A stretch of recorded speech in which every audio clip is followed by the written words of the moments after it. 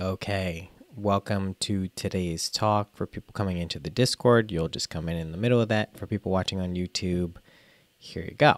So today's topic is I think this is a useful one for people who are just now becoming aware or perhaps exploring the desire to either invest or trade cryptocurrencies, which, in my opinion, if there's going to be a group that is probably more suitable for most people, it would be the investing strategy, which is, researching, deciding where you want to put, a percentage of your portfolio in and just kind of waiting for the long term. That's probably the best idea, assuming that you have some basic skills in terms of analyzing these things, which is pretty much what we're going to be focusing on today in terms of how do you go about, at least how do I go about researching things and deciding to put, real money, fiat currency, towards things that are not real, tokens and coins that maybe don't really seem like they have any inherent value. Why would we want to do that? And how do we figure out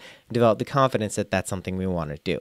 So this is kind of predicated on your understanding of at least how Bitcoin and Ethereum fit into the ecosystem of trading altcoins. So those would be any other coins that you can't easily purchase with fiat currency. So dollars, pounds, euros, yen, whatever it may be.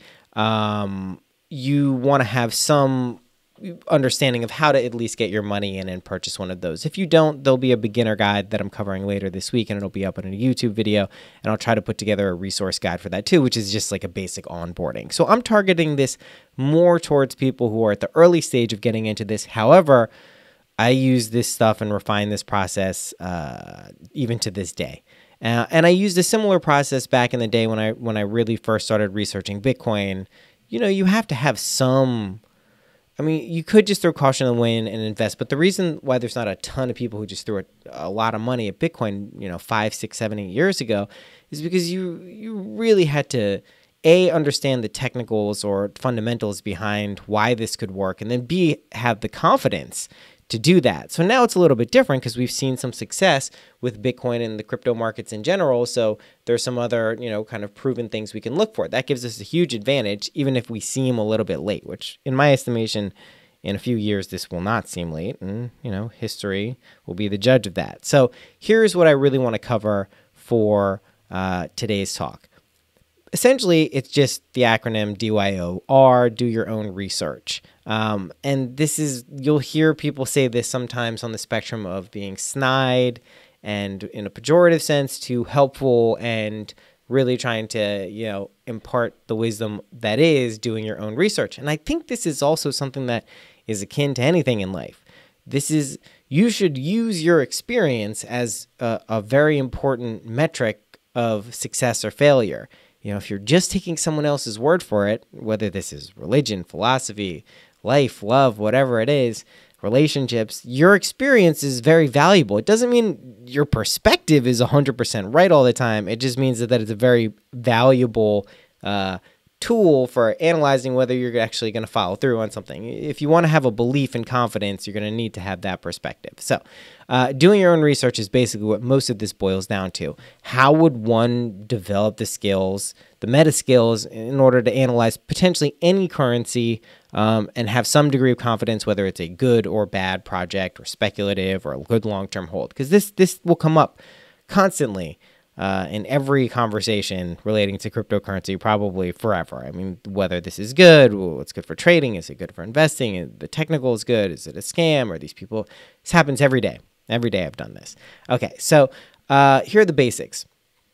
You want to look somewhere. Let's say you have no idea. Someone said something and you heard about something and you want to research it. You need to have a place where you can go and get an index and an aggregate view of all of the coins that are available or being traded on markets that are reasonable for you to sign up for and use. So you're going to use something like CoinMarketCap. There's a ton of other ones, Live Coin Watch. There's plenty of other places where you can check live coin views. And what you're going to do this for is to try to get as much information about that particular coin. So you want to visit the project's website. You want to read through. Listen, a lot of people tell you you have to read through the entire white paper. I believe that is somewhat true. You certainly need to understand certain things about the project, but you probably don't need to read through every single white paper to have a reliable decision-making tool. And here's the thing. People who are doing well in this space, a lot of them will tell you they're not reading the entire white papers. And this isn't saying you shouldn't do that. It's just time-wise to go through everything. I think there are better indicators for success for long-term investments. Now, if you're putting a sizable chunk of money, you do want to gather as much information as possible. So I'm not saying like, hey, you don't need to read it, it's no big deal. You do if you really are putting like a tremendous amount of focus on it. But there are some things where the white paper maybe isn't up to date. In the case of one of my favorite coins, VE Chain, there is no technical white paper. This is not a white paper that lays out some of the foundations, but they recognize because of their growth that they were fundamentally changing their business model, and to lay out something and have to change it before they really kind of solidified their public mainnet wouldn't have made a lot of sense. So there are conditionals that you want to look at that would determine how deep you want to plunge into it. Now, I'm not in any way, like I said, advocating to not research your project and understand what the technicals and fundamentals are. But you try, you don't fall into any dogma of you have to do this, you have to do that. Okay. Another thing that I think are really important, you want to download and install Telegram and Discord on your phone, your computer, whatever you're using to research these things for a few reasons. One is I'm a firm believer that the community, while not maybe going to give you 100% accurate representation of what's going on, you can get a sense of kind of how communicative are the developers, how much information is being released, of what level is the discourse. Is it just a lot of people posting GIFs and screaming and we're going to the moon and this, that, and the other thing?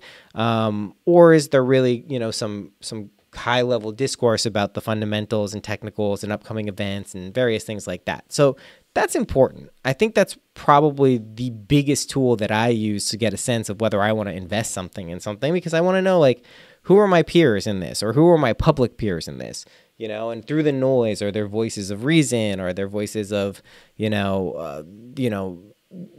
from perspectives I disagree with, but I value, like you want to get a very wide perspective, or as many perspectives rather, on this stuff as you can. And I find the community channels to be pretty good for that. And inside of there, this is also important.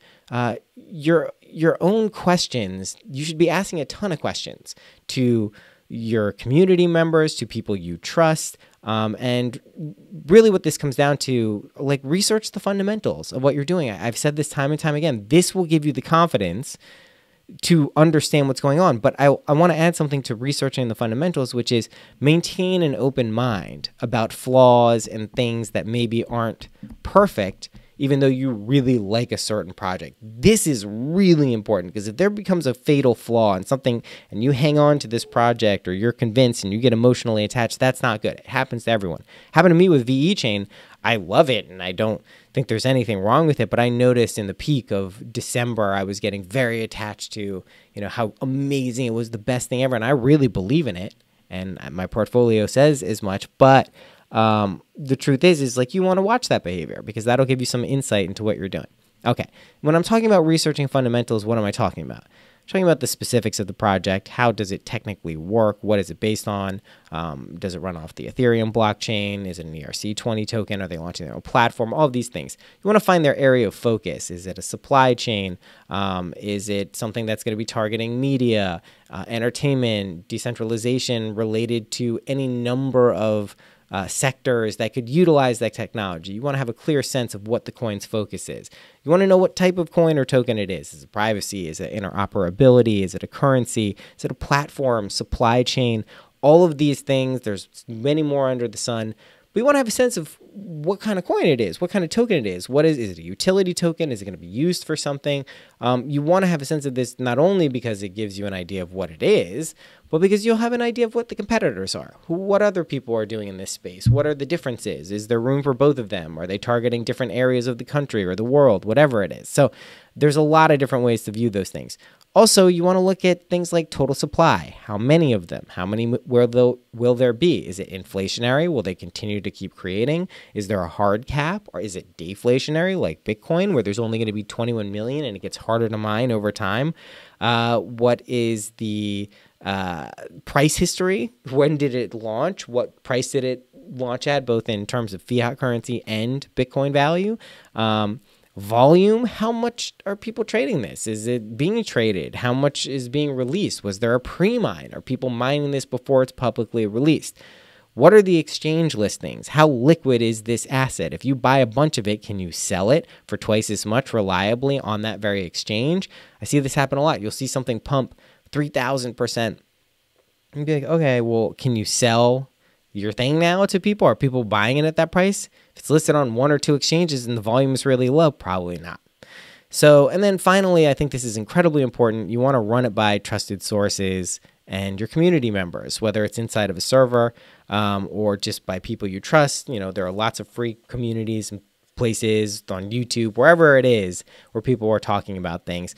And I think with those basic kind of tools, those basic checklists of things, and I see some people entering, you entered the Discord. I recorded this, so don't worry. But if you use that basic set of guidelines, you should be good to go. Like that's almost not foolproof in terms of you're going to make a lot of money and it's get rich quick and everything's great, but you won't get burned as much. You won't be subjected to emotional ups and downs because you're going to have this basic level of research. And let's say you're just following someone who really knows what they're doing. Everyone fucks up. Let's say that one time that they fuck up, you decided to put a huge chunk of your portfolio towards it and it went down. And they only put like a little bit. You're in a much worse position because you were blindly trusting someone. And this goes for everything. Now, you certainly want to, follow other things to get a sense of what's going on. But if you're doing your own research, you'll have a much better idea of what to do. Now, the way this kind of differs in terms of investing versus trading is investing, the fundamentals, if these kind of clear your checklist, you can pop in every month or so, every quarter even. And if you find something that you think is a good long-term investment, as long as the thing doesn't go belly up or there's some huge scandal or some just total drama you don't want to deal with, you really don't have to worry about this. From a trading standpoint, if you're doing short-term trades, weekly, bi-weekly, daily, you're going to need to be a little more up-to-date on kind of the movements on the daily and weekly news cycle. So one of the reasons, again, I typically advocate that people don't trade on a daily basis or on a regular basis unless you can devote that type of time and energy.